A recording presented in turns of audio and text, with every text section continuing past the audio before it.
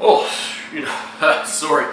Just wrapped up doing another market report for the Fox Cities. Great stuff coming right at you.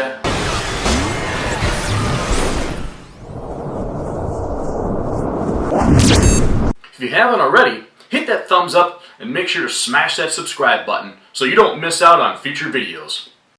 Well, welcome back to another exciting episode of the Fox Cities Market Reports, and just exactly what's going on in the real estate world. I know you're excited to be here, just as much as I'm excited to be here, so let's get to it, shall we?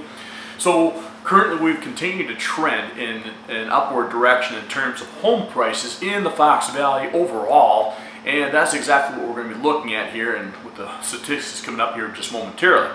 For buyers, it's been a better time, as there's been a few more houses available on the market to pick through, yet we're still seeing a tremendous amount of bidding wars out there depending on the price range that you're looking at. Particularly under the $200,000, you can expect to bid not just at full price, but you're probably looking at $5,000, $10,000, and in some cases, $15,000 may not be enough to get the house you want. So be prepared to open your wallets if you want to get in on this marketplace right now.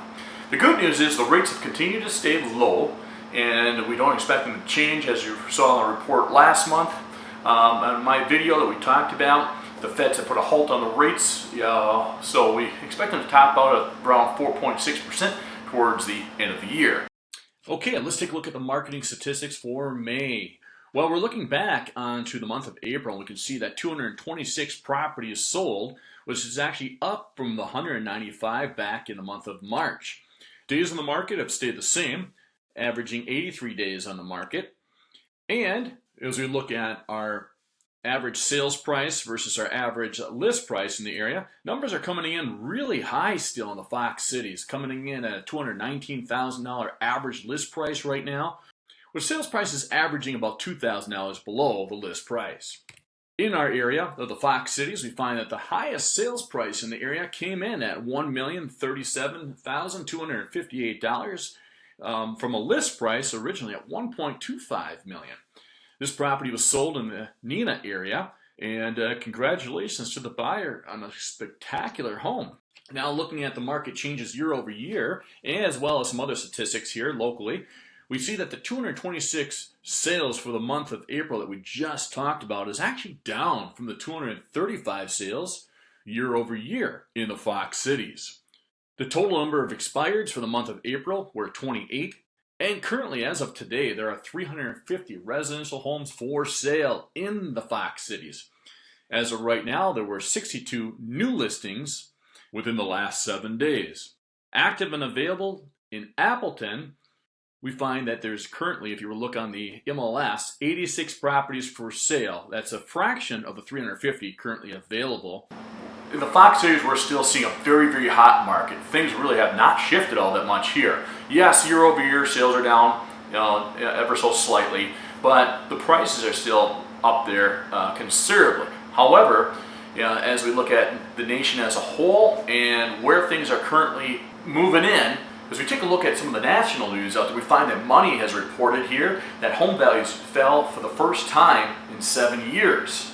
According to researchers of the Federal Reserve, they have pointed out that a housing downturn has preceded every U.S. recession going back to the 1950s.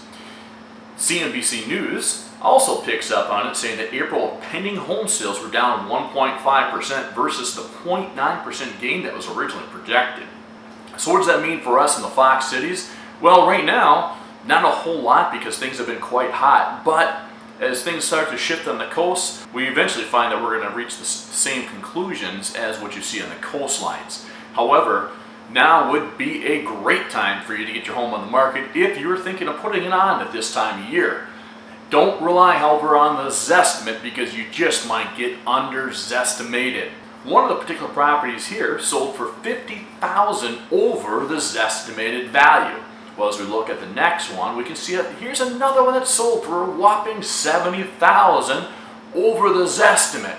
So once again, folks, don't be under-zestimated. Your house may be worth thousands more if you're going to buy that. So how do you get a real estimate? Well, first of all, I got a link directly down below here, this video, in which you can jump onto and grab more accurate analysis and make sure that you're ahead of the competition. Well, for buyers, we conclude with this. The rates are still fantastic. The home market has picked up, so there's a lot more for you to choose from and should continue to go that way over the next couple of weeks here. It's still a challenge because, again, the bidding wars, depending on the price range that you're in, are everywhere. It's still a great alternative compared to renting, where you don't have any equity and you really don't get anything back for the amount of money that you're going to stick into renting.